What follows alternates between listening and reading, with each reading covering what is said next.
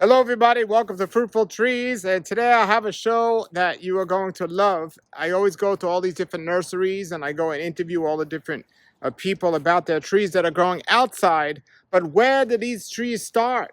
How does it start? When they first grafting them, what does it look like? When you call up a nursery and you want to find out what's in stock or what's not, or if they have enough of something, where does it all start? Well, today on the show, I want to show you some clips of going to inside a greenhouse at Lara Farms, LaraFarmsMiami.com. We've recently visited them. We made some videos outside, but then we went in his greenhouse and he showed us all the things in his greenhouse, the things that are growing, and 1 gallons, 5 gallons, 7 gallons, all the different mangoes, just a whole bunch of great information and inventory that Julian at Lara Farms has. Just great conversation. So enjoy this video inside Lara Farms greenhouse. All right, here we are back at Lara Farms, LaraFarmsMiami.com. We're in his greenhouse area, and he's just giving me a tour, showing me a whole bunch of amazing stuff.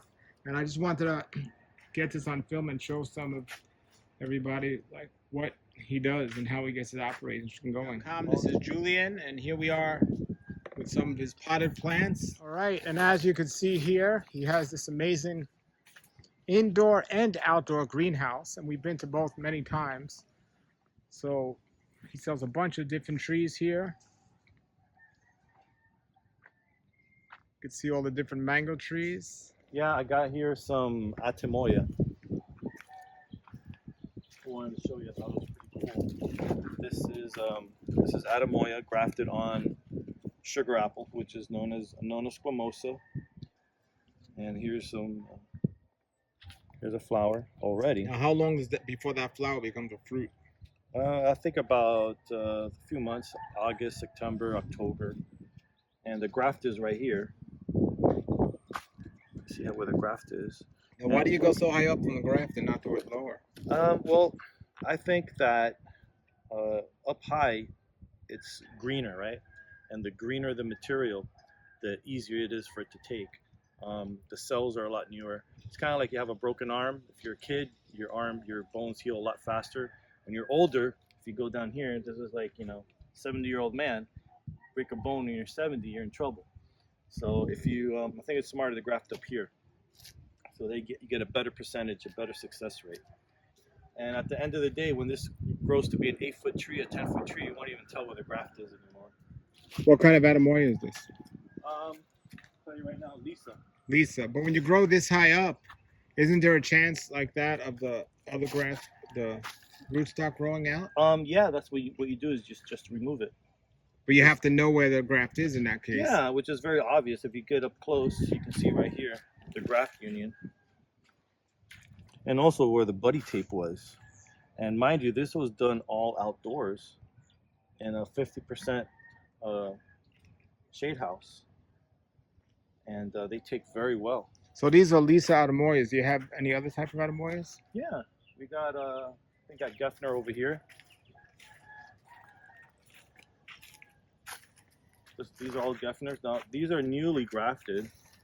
You can see how they look like before they branch out. I got 3 grafts on here. Here's 3 grafts on this one. And this one just has 1. This one took already, and this is how they look like when they flush out. Is this just longer that it took, that it's been on there longer, or? It's been on there longer. These were done the other day. Got you. Yeah, these failed initially. The graft failed, so we're re-grafting them. Give them a second chance. So you have, and what kind of grafts do you use? Different types? Well, this is a cleft graft. If you zoom in here, you can see how the cleft graft looks on this side right here. You see the split and the cleft in there. And so you got Lisa and Geffner. And then this one over here is called Page. Page. And I like Page, and my father liked Page also, because it self-pollinates and it makes decent-sized fruits, And I'm trying to stick to the ones that self-pollinate well. You can always hand-pollinate it to make it bigger and to make more fruit, but I like to graft the ones that are, pretty much self-pollinating and give decent-sized fruit with no work. I just want you to, set it forget it, let it do its thing. You may have to spray with coppercide depending on where you live and how far away you are from the ocean. The further away you are, if you're like west of 95 or US 1, you may have to spray with fungicide because you're more inland and there's more fungus going on than it is east of US 1 or I-95, where it's more breezier and cooler in the summer. So that's an advantage of living over there opposed to out west. What about Gefner and Lisa? Are those self-pollinating? Gefner, yeah. Pages, Lisa self-pollinates, but doesn't make a lot of fruit. The best way to go with Lisa is to hand pollinate it. And if you get the trick of how to hand pollinate things, you're gonna get some good results with Lisa, because that one and it's a good idea to pollinate it with sugar apple, with Anonna squamosa, with these Atemoyas. They tend to pollinate a lot better than using their own pollen. Is it possible you could take something with 3 grafts and put one of each on there? Absolutely. I mean, it's right here. Look, I could have put 3 different ones here, but then I have to put 3 different tags, and it's a lot of work. Now, is there one called Dream as well? Yeah, Dream apparently is supposed to be really good. Some people say it's just a squamosa. That's not really an Atemoya. I have one in the ground, and I want to fruit it before I start grafting it. And I have a Pek Fak Chong. I don't know if I said it right. And I'm waiting for that to make fruit for me and have that in the ground. And hopefully we'll have that available in 1 gallon. And 3 on gallons. these varieties, is the season always the same? Yeah, here in South Florida. In California, it could be it's a different story. And they do much better over there. They like the dry climate since they're half Anonna chirimola. And I guess they do better in the more dry, elevated climates, cooler climates too. They don't like it that much over here in South Florida. That's why there's not a lot of varieties of Atemoyas in South Florida, because a lot of them don't really, I guess, do well. But Gefner, Page, those are the easiest ones to grow down here in South Florida. Everywhere else, if you're living somewhere in another state, then you might have your own advantages or disadvantages. So, and they grow really fast. So how long before these that are grafted now, if somebody buys that from you, how long, and they put it in the ground, how long before you think you can fruit under the right conditions? Well, I would give it about another year. I mean, they're flowering and they want to make fruit now, but if they make fruit, I would leave it on there. It might stress out the tree a little bit, but if they can focus on growing it a good year, then the following year it can give you a good amount of fruit that you can leave on the tree. But what about growing them in a pot? Is that possible with these? Absolutely. You can grow anything in a pot. You can probably leave this in the pot for like another 3 years, the way it is right now. The only thing is the wind's going to knock it down. You have to be standing, so you have to tie it up to something. But yeah, you can leave it here for 3 or 4 years and then step it up to a 7 gallon or to a 15 and leave it in there for another 4 or 5 years. And then from there, you can move it to a 25 gallon, leave it in there for another 4 or 5 years. I mean, that's kind of like how I do it, because if I don't sell it, it's going to stay in the pot. And if it gets too big, I'm going to step it up. And you can do that, next thing you know, you got 10, 20 years in the pot. And if it gets cold, if it gets too cold, if you live in Texas or up north or New York, just bring it in the barn house or bring it in the house if it's snowing, and you're good. So. Very nice, very nice. And what sizes do you have in these? Right now, we're going to have a lot of these 3 gallons. They're pretty much ready to go. These are 3 gallons? Right. These are really big. Yeah. Wow. These are 3 gallons, and then the 1 gallons I'm working on now, and some of them are over there. Any bigger ones than 3 gallons? No, they sell out. They sell out really quick. Look how many fruit are on there. Wow. Yeah, these things really want to start, making fruit. Amazing. From the get-go. All right, LaraFarmsMiami.com. Check it out, and you can see them on there. Now, when they are in season, I know you said you have some in the ground. Do you sell these through the mail? Or? Yeah, these are on my website, LaraFarmsMiami.com. They're available under the 3 gallon trees category, 3 gallon container. I mean the fruit. Will you have that for sale? I don't know. I gotta see. There's a lot of flowers on my mother trees, so hopefully there'll be some fruit. If there is enough to go around, I'll definitely sell those. And how do these grow from seed? Atemoyas? I don't know.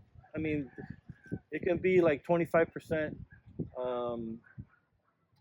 it's kind of tricky because Atemoya is half chirimoya and half squamosa.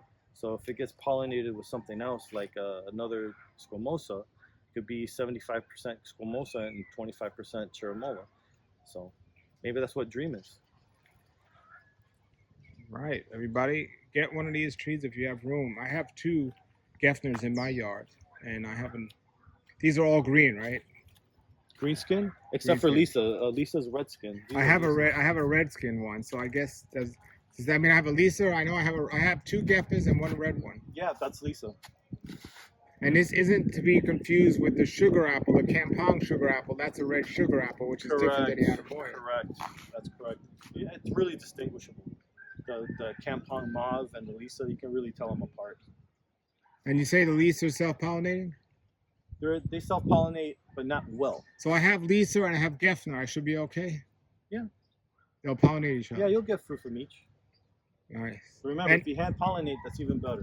And how tall or short can you keep them? Can you keep them pruned pretty short? Let me tell you, it's hard to kill an Atemoya. They can be uprooted, you stand them right back up, and they'll keep growing like if nothing ever happened. But yeah, you can cut them. You know, pretty much it's up to you and the chainsaw. Cut them to whatever height you want it. They'll flush right back with flowers. And every time you take off, you remove a leaf like this, they'll flush and make flower. So it's amazing. They really want to survive. They really want to make fruit and procreate. Nice. All right. Well, thank you very much for showing these, and everybody grab them. I'll put the links below. Excellent. All this is jujube seedlings. Wow. For grafting.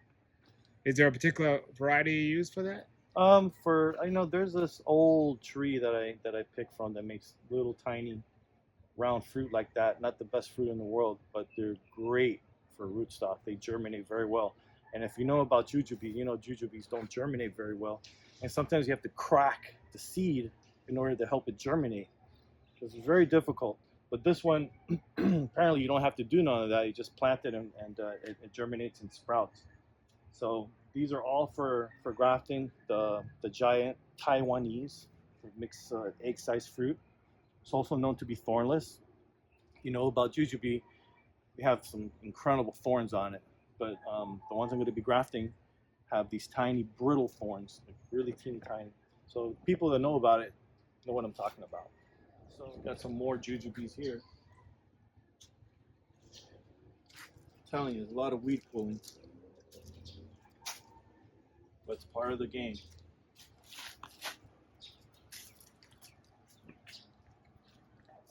And all these are guavas for grafting. We graft the guavas and we air layer them. We do both. Okay. So this one, probably cutting here, or maybe cutting it up here a little bit higher. We got a lot of guavas to graft. Oh, see if you can guess this tree. Play a game. Name this plant. Name this fruit tree. Well, it's in your guava section, no? Yeah, well, you know. Does that give it away? No. Is that egg fruit or Canistel? Nope. No. Give up. Custard apple? Correct. All right. Ding, ding, ding, ding, ding. Do I win a tree? You may win a tree. Yes, nice. So those are custard apples. Yeah. How many of those do you have? Because people are looking for those. Well, we have grafted probably almost 200 custard apples with Fernandez and San Pablo and another yellow variety, yellow skin variety, which people call it Cuban yellow. Do you know what variety that is? The one you just showed? Well, these are seedlings. Okay. Yeah, these are for grafting. Now, how true are they to seed? Because I know people sell. You know what? That's a good question.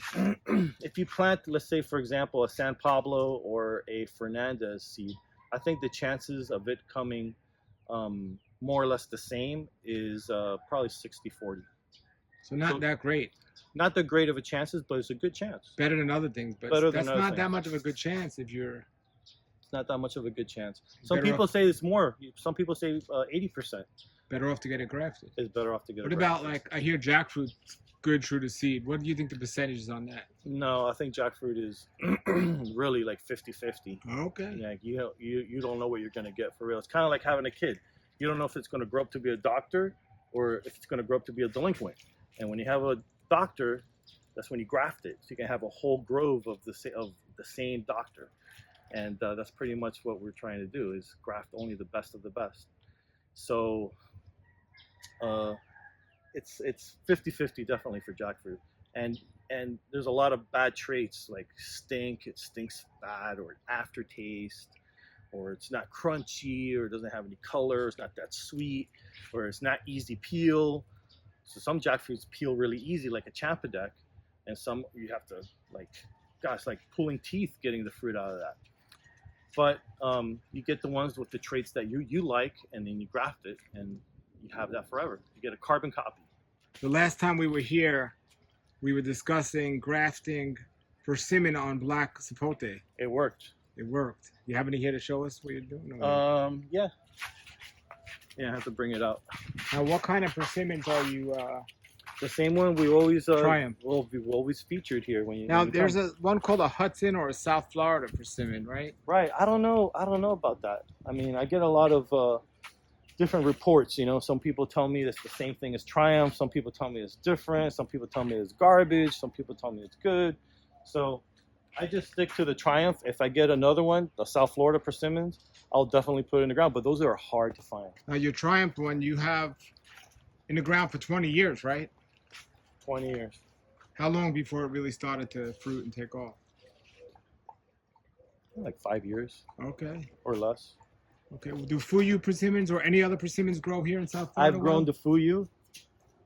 I've grown the Fuyu here and never did anything for me. Okay. Yeah. So you wouldn't recommend any other one but that? Yeah, because it's a tropical persimmons, and that's what we need down here in South Florida. It's originally from Israel. It was chosen for the deserts and hot climate. It's not really cold over there, so they chose that one, and somebody was smart enough to bring it here to South Florida, and it performs beautifully, beautifully. There it is, and you even have the date on there. Yeah. So that's a black sapote rootstock and a Triumph persimmon graft from your amazing tree. It's absolutely amazing. So how long before something like that would start fruiting? Yeah, start fruiting. Maybe 3 to 5 years. And how long before something like that can go in the ground? Like this, like I said, if it grows like another 4 to 6 inches, and then tie a bamboo to it so the wind doesn't beat it up. Yeah, now those are hard to find, and you're the only one I know that actually has them like on a regular basis. Yeah, and I don't have a lot of these. I didn't have a lot of success growing my rootstocks of this, and the black sapote rootstocks that I have weren't enough. So I got caught with my pants down. I'll probably have like a dozen of these. All right, so So I definitely recommend people get them. Yeah. Yeah, those are amazing. Your tree's amazing. Yeah, everybody, we want to get stuff out of season. Full of fruit right now. Foliated, they look like they were dead for a long time, and they do that every year. Because they go dormant. They go dormant, and they refoliated, and they have little baby fruits on it now. Wow, and December's when they're in, right? Yeah. Yeah. So.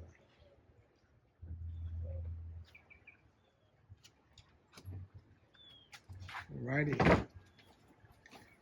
All right, everybody. Tell everybody your website to get all these amazing. It's LaraFarmsMiami.com. All right. What's your best-selling mango?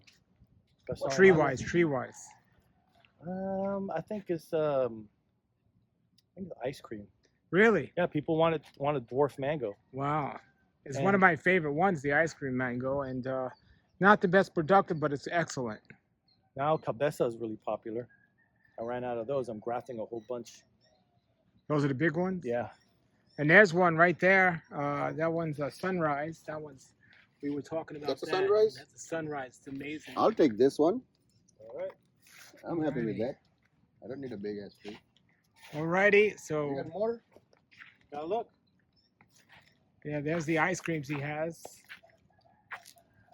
Ice creams are great. Most people are looking for like, I know curry's a popular one people look for.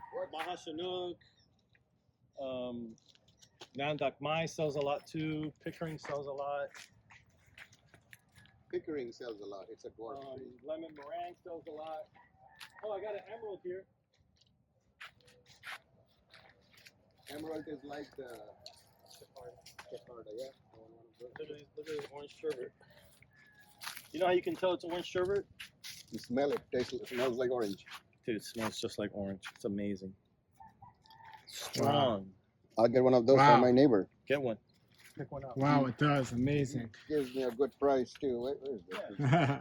Oh, you said he had emerald. Wow. Here's an emerald for you. Wow. Here's a harvest moon. Here's a 015. I got 015 in the ground. What's this little one here with fruit on it? I don't know. Look at Nandakmai, the I'm name. guessing. HB? Oh, Hindi Besanaro. That's a beast producing Really? fruit. A Yeah. Hindi Besanaro? Yeah, Hindi Besanaro. It's an Egyptian mango. That one is super prolific.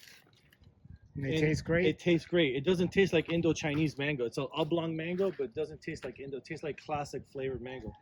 Fiberless, very rich. There's another sunrise.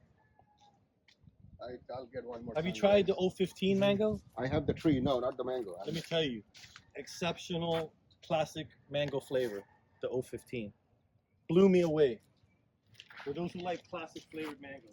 I like triple sec. Many people don't like I it. had triple sec. I love it. I love it. I love it. That's one of Look at Walter this other- Zill's look- favorite one. Look at this Hindi Besanaro. Again, with fruit on it. This is a rare one right here, Francis Hargrave. It makes a very odd shaped mango. And where's that one from? Here's South Florida. So that other one you mentioned was from where? Which one? Andy Besanaro? Oh, Egypt. Egypt. I have a few varieties from Egypt that I collect. That's my dad started to collect it. The Timor, which is my favorite, Hindi Besanara, Mesk, and there's another one I can't remember right now. Oh, E. Weiss, named after Father E. Weiss, Catholic priest in Egypt who planted a mango seed next to his church and gave us this great mango, the E. Weiss mango. Wow. Another great mango, Dot. That is excellent. Okrong is another great mango. I hear that. That's amazing. I got a whole bunch of Okrong fruit on the trees this year. There's a Toledo. I haven't heard of that. Yeah, it's a Cuban mango. It's a teeny tiny turpentine. Okay. Really nice mango. All right. Well, everybody get to the link below. They're available now. They come and go fast, so get them now. What's the VP? Oh, Valencia price. And I think Right. this is a great size to buy mangoes in because they grow fast. They grow fast. And a lot of people I know that sell mangoes, they get them in this size and they just let them grow and then they sell them when they're bigger. So grab these now. All right, here we are near the famous avocado collection. Let's see. These are none for sale? Yeah, these are for sale. There's a bunch of Russell. No. I gotta plant those out. Wonder, does he have any improved pollock? Let's see. Those are just in 1 gallon for now. But you do have. I do. Oh wow, he does have improved pollock, Yeah. everybody. That's the one you want to get.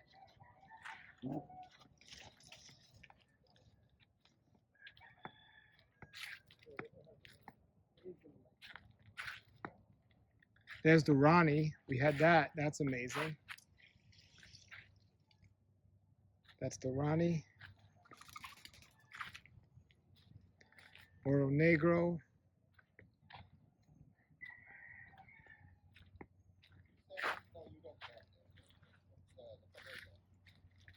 There's Miguel. We're grafting a whole bunch now.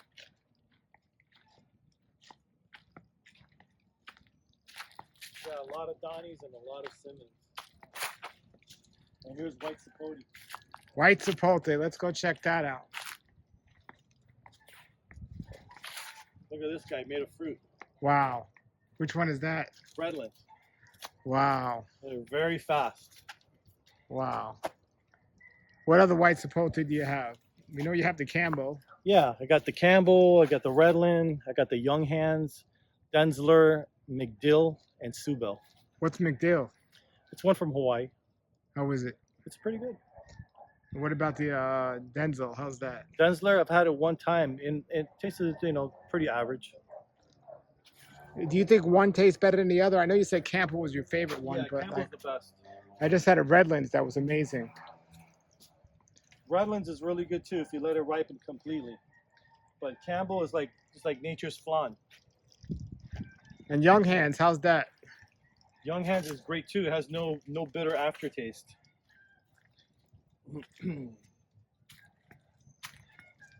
Well, I want everyone to get white Sapote. People need to plant more of these.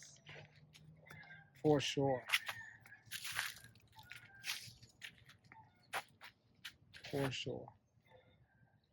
You all see the caterpillar that's eating the leaves? Yeah, It looks like bird poop. Yeah, That's they love eating the white Sapote. They love white Sapote. Whoa. But they don't hurt it. They just, right? I mean, they eat all the leaves, but it doesn't mess with the fruit, does it? Nah, but they can, if the tree's young like these, they can shock them. Very nice.